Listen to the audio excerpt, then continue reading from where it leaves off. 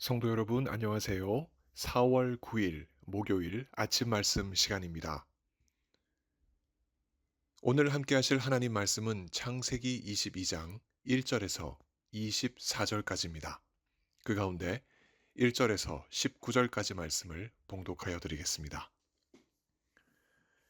그 일 후에 하나님이 아브라함을 시험하시려고 그를 부르시되 아브라함아 하시니 그가 이르되 내가 여기 있나이다. 여호와께서 이르시되 내 아들 내 사랑하는 독자 이삭을 데리고 내가 네게 일러준 한 산 거기서 그를 번제로 드리라.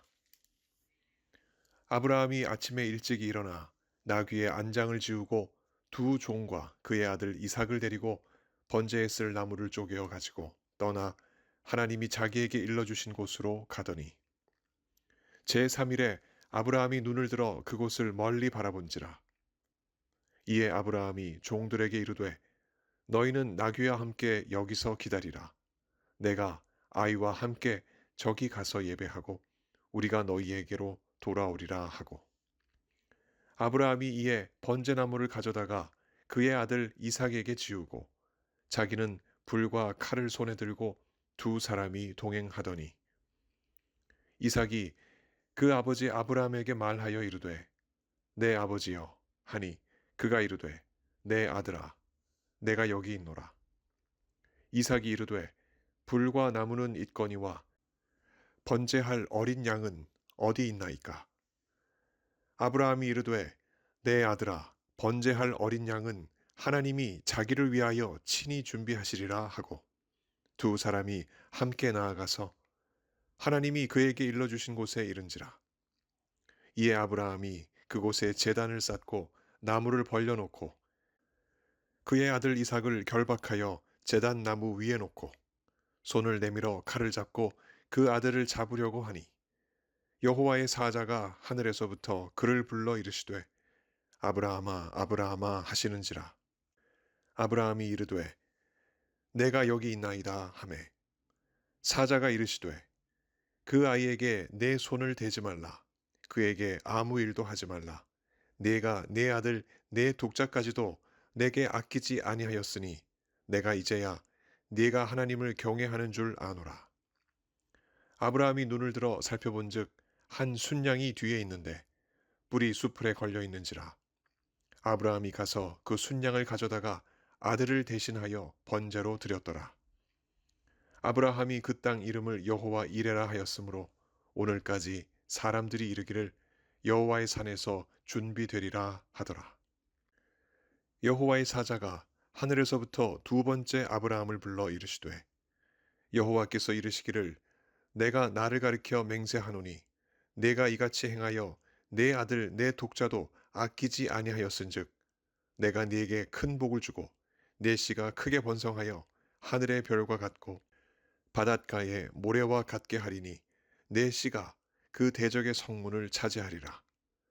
또 내 씨로 말미암아 천하 만민이 복을 받으리니 이는 내가 나의 말을 준행하였음이니라 하셨다 하니라. 아멘. 아브라함과 이삭이 하나님께 제사하기 위하여 모리아 땅 어느 산 위로 오릅니다. 아들 이삭은 번제나무를 지고 아버지 아브라함은 불과 칼을 든 채 묵묵히 오르는 중입니다. 그러던 중 이삭의 마음속에는 번제할 어린 양은 어디 있을까 하는 의문이 들었습니다. 이삭이 침묵을 깨고 아브라함에게 묻습니다. 내 아버지여, 불과 나무는 있거니와 번제할 어린 양은 어디 있나이까? 이 질문에 아브라함은 이미 답을 알고 있다는 듯이 이렇게 응답합니다. 내 아들아, 번제할 어린 양은 하나님이 자기를 위하여 친히 준비하시리라. 아브라함과 이삭의 이러한 대화는 왜 시작되었을까요? 시험 때문이었습니다. 하나님은 아브라함이 하나님을 경외하고 있는지 알고 싶으셨습니다.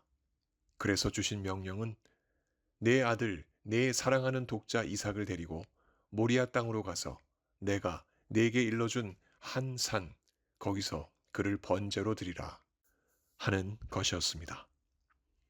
아브라함은 이러한 하나님의 요구에 어떠한 마음을 품었을까요? 이 시험은 지금까지 하나님이 아브라함에게 보이셨던 친절함과 자상함이란 온데간데 없어 보입니다. 이방인들이나 그랬듯 자식을 제사하는 일을 어떻게 하나님이 요구하실 수 있으신가? 아브라함에게서 난 상속자를 통해 자손을 하늘의 뭇별처럼 주시리라 하셨던 하나님의 약속은 과연 바뀐 것인가? 하나님이 선물하셨던 그 상속자 이삭을 제물로 바치라는 하나님의 요구는 인간적인 면에서 참으로 매정하고 잔인해 보이지 않았겠습니까? 이렇듯 하나님이 주시는 시험은 상식과 관례, 이해와 능력을 뛰어넘는 요구로 언제든지 다가올 수도 있습니다. 그러나 하나님이 주시는 시험은 힘없는 백성들을 제멋대로 학대하는 폭군의 모습은 절대 아닙니다. 오히려 시험을 통하여 백성들에게 힘을 주고 성장하게 하고 성숙하게 이끄는 성군의 모습으로 하나님은 자기 백성들과 함께 하십니다. 이를 두고 야고보 사도가 이렇게 하나님의 뜻을 담아냅니다. 내 형제들아, 너희가 여러 가지 시험을 당하거든 온전히 기쁘게 여기라. 이는 너희 믿음의 시련이 인내를 만들어 내는 줄 너희가 알미라. 이 시험을 통과한 뒤 자신의 백성을 온전하고 구비하여 조금도 부족함 없게 하시려는 것, 그것이 하나님의 뜻입니다. 그렇다면 하나님은 정말 이 선한 의도로 아브라함을 시험하신 것일까요? 그렇습니다. 하나님은 아들을 제물로 바쳐야 하는 극단적인 상황에 몰린 아브라함의 마음을 반감이나 불편함으로 요동치게 하지 않으셨습니다. 오히려 이삭이 아브라함에게 번제할 어린 양이 어디 있는지 물었을 때, 내 아들아, 번제할 어린 양은 하나님이 자기를 위하여 친히 준비하시리라 라고 대답할 수 있었는데, 이것은 하나님이 시험을 통하여 아브라함의 마음에 믿음의 인내를 더해 주시는 증거가 되었습니다. 그 증거는 하나님이 미리 보시고 친히 준비해 주신 숫양으로 드러났습니다. 이 숫양은 이삭을 대신하여 하나님께 제물이 됩니다. 그러나 그 숫양이 쉽게 아브라함에게 주어지지는 않았습니다. 그 숫양을 아브라함이 발견하기까지 아브라함은 험난한 믿음의 시험을 통과하며 인내의 과정을 통과해야만 했습니다. 드디어 제단을 쌓은 아브라함은 나무를 벌려놓고 이삭을 결박하여 제단 나무 위에 놓은 후 손을 뻗어 칼을 잡고 이삭을 죽이려 했습니다. 당시 그의 심정은 어떠했을까요? 화가 카라바조는 이삭의 희생이라는 그의 작품에서 단호한 표정으로 칼을 든 아브라함의 얼굴을 그렸습니다. 사랑하는 아들을 향해 칼을 높이 든 그의 눈빛이 그렇게 단호할 수 있었던 이유는 무엇이었을까요? 히브리서 기자는 이렇게 아브라함의 마음을 묘사했습니다. 그가 하나님이 능히 이삭을 죽은 자 가운데서 다시 살릴 줄을 생각한지라. 히브리서 11장 19절의 기록입니다. 비록 이삭이 제물이 되어 죽어도 죽이라 명하셨던 분이 능력과 생명의 하나님이시기에 다시 살려내시리라고 아브라함이 깊이 생각하고 결론 지었던 것을 우리는 알 수 있습니다. 그러한 그의 생각 밑바탕에는 하나님께 대한 믿음이 있었습니다. 그 믿음으로 그는 하나님이 부르셨을 때 즉각 내가 여기 있나이다 라고 응답했고, 하나님이 일러주실 모리아 땅 어느 산이 어딘지도 모르고 하나님의 말씀만 믿고 3일 길을 가서 결국 이삭을 제단 위에 올렸으며 마침내 칼을 들어 그렇게 이삭을 찌르려 했던 것입니다. 이렇게 순종했던 그 밑바탕에는 하나님을 향한 믿음이 있었던 것입니다. 이렇게 아브라함은 시험 앞에서 믿음으로 대응했고 그의 믿음에 하나님은 은혜로 갚아주셨습니다. 아브라함을 급히 부르시며 그 아이에게 내 손을 대지 말라. 그에게 아무 일도 하지 말라. 네가 네 아들 네 독자까지도 내게 아끼지 아니하였으니 내가 이제야 네가 하나님을 경외하는 줄 아노라. 라고 말씀하셨습니다. 아브라함이 정말 하나님을 경외하는지 묻는 그 시험 앞에서 아브라함은 믿음으로 행동했고 이에 하나님은 미리 살펴보시고 준비해 주신 숯불에 뿔이 걸려 있는 순양을 아브라함에게 주셔서 이삭을 대신할 제물로 삼게 하셨습니다. 그렇게 순양 제사가 이루어진 그곳이 바로 여호와 이레, 곧 여호와의 산에서 준비되리라 하는 의미를 갖는 지역이 되었습니다. 이처럼 하나님이 순양을 미리 준비해 주셨다는 것은 무슨 뜻일까요? 아브라함이 받은 시험까지도 하나님의 인도하심 속에서 이루어졌다는 것을 말합니다. 까닭에 이 시험의 결론은 아브라함의 위대한 믿음이 하나님의 은혜를 불러왔다는 것이 아니라 여호와 이레 하나님이 아브라함을 위대한 믿음의 조상으로 만드셨다는 것입니다. 이러한 하나님의 구체적인 역사는 먼저 23절에 기록되었듯이 하나님이 아브라함의 친인척인 딸 리브가를 이삭의 아내로 준비하시는 장면이고 다음에는 13절에 기록된 숫양이 예표하듯이 죄인들을 대신하여 세상 죄를 지고 가는 하나님의 어린 양이신 예수님을 구세주로 준비하신 것입니다. 이렇게 하나님은 아브라함의 자손들이 믿음의 자손들이 되게 하시려고 미리 준비하시고 일해 오신 것입니다. 하나님은 아브라함이 사랑하는 아들 이삭을 죽이지 못하도록 막으셨으나 하나님은 사랑하시는 자신의 외아들 예수님을 아끼지 아니하시고 죽으심을 통해 우리들에게 죄 사함과 구원 그리고 영원한 생명을 주셨습니다. 이를 두고 바울을 통해 성경이 이렇게 증언합니다. 자기 아들을 아끼지 아니하시고 우리 모든 사람을 위하여 내주신 이가 어찌 그 아들과 함께 모든 것을 우리에게 주시지 아니하겠느냐. 로마서 8장 32절의 기록입니다.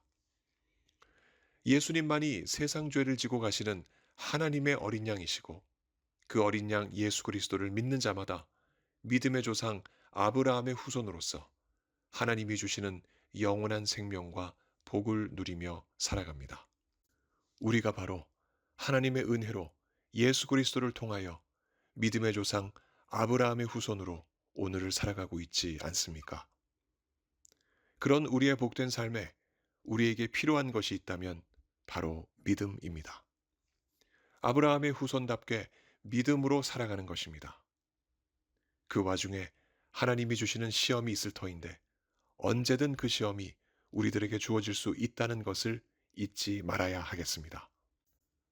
그러나 그 시험에는 아브라함에게도 그랬듯이 우리에게도 참된 순양이신 예수 그리스도께서 함께 하신다는 사실을 꼭 기억해야만 하겠습니다. 성도 여러분, 아브라함이 그랬듯이 하나님의 말씀에 귀를 기울이고 하나님의 말씀에 따라 순종하는 믿음으로 우리 모두 나아갑시다. 여호와 이레의 완성이신 예수님이 우리를 위하여 하나님의 보좌 우편에서 중보하시고 그의 영이신 성령께서도 우리와 동행하시며 모든 일에 선을 이루시니 시험을 만난 우리는 야고보 사도가 기록하듯 기뻐할 수 있습니다. 그러므로 오늘도 어떠한 시험이 우리에게 다가오든 그 시험을 믿음으로 인내하는 기회로 삼읍시다. 성령께서 오늘도 이 믿음 우리에게 더해 주시길 예수 그리스도 이름으로 간절히 축원합니다. 함께 기도하시겠습니다. 하나님 아버지, 여러 가지 시험을 당하거든 온전히 기쁘게 여기고 이 믿음의 시련을 통해서 인내를 배울 수 있는 우리 모두가 되게 하여 주옵소서.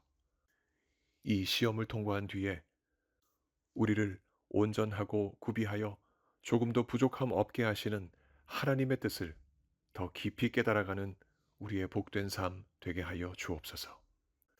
몸이 아프신 성도님들 이 시간에도 만나주시고 아픈 모든 부분들을 우리 하나님께서 깨끗하게 치료하여 주옵소서. 삶에서 당하는 여러 가지 문제로 기도하는 하나님 백성들, 오늘도 그 간구를 들어주시고 하나님의 뜻 가운데 속히 응답하여 주옵소서. 오늘도 우리와 함께 하시며 우리 가운데 역사하실 것을 믿사옵고 우리 주 예수 그리스도 이름으로 감사하며 기도하옵나이다. 아멘. 성도 여러분, 오늘 하루도 믿음으로 승리하시는 복된 하루 보내시기 바랍니다. 감사합니다.